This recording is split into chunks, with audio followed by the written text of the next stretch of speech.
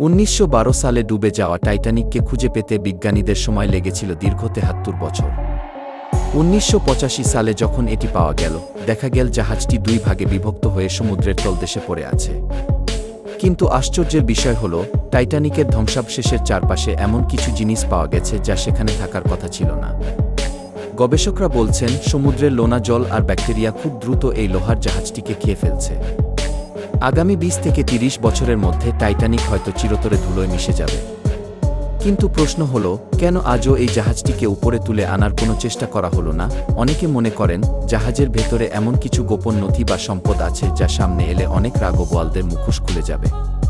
Part ৭-এ আমরা জানাবো সেই অভিশপ্ত মমি বা আনলাকি মামির কথা, যা নাকি টাইটানিকে ছিল। টাইটানিক কি শুধুই একটি জাহাজ ছিল, নাকি এটি ছিল কোনো অভিশাপের বাহক? কমেন্টে জানান আপনার ভালোবাসা আমাদের শক্তি। তথ্যছায়ার সাথেই থাকুন।